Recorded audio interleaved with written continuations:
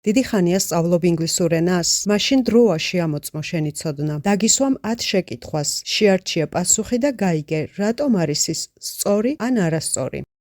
ახლა კი დავიწყოთ მარტივი კითხვით. რომელი წინადადებაა სწორი? სწორი პასუხია I am a nursing assistant. ეს წინადადება არის აწმყო მარტივ დროში და I ნაცვალ სახელთან ვიყენებთ am-ს მნას. I am მე ვარ. შემდეგი კითხვაც მარტივია.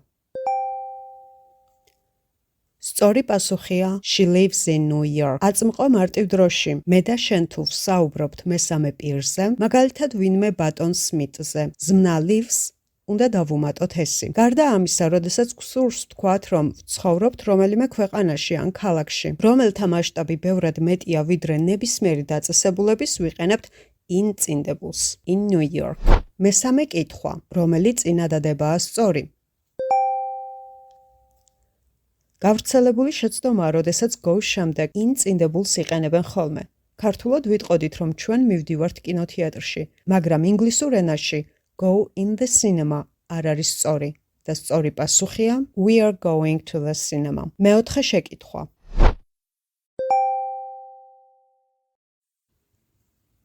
სწორი პასუხია we saw a new movie at the cinema, რადგან თანხმოვნებთან ყოველთვის ვიყენებთ a articles.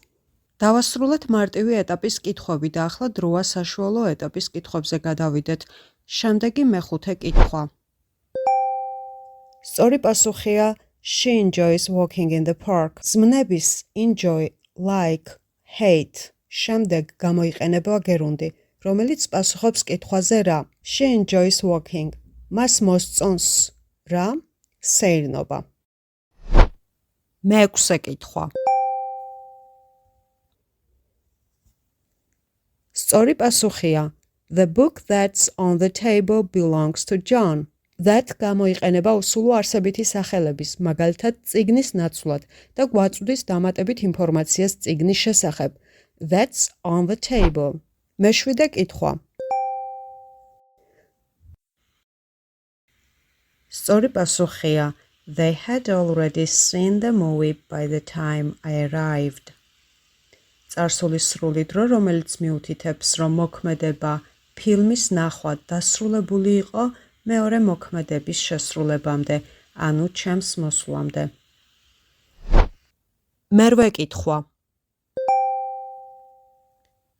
სწორი პასუხია The reports will be ready by the time we meet. აქ მოქმედება we meet აწმყო მარტივ დროშია მოცემული, თუმცა იგულისხმება ის დღე, როცა ჩვენ უნდა შევხვდეთ მომავალში. როდესაც წინადადება იწყება by the time და ის გამოხატავს მომავალ დროს, მას ვამბობთ აწმყო მარტივ დროში.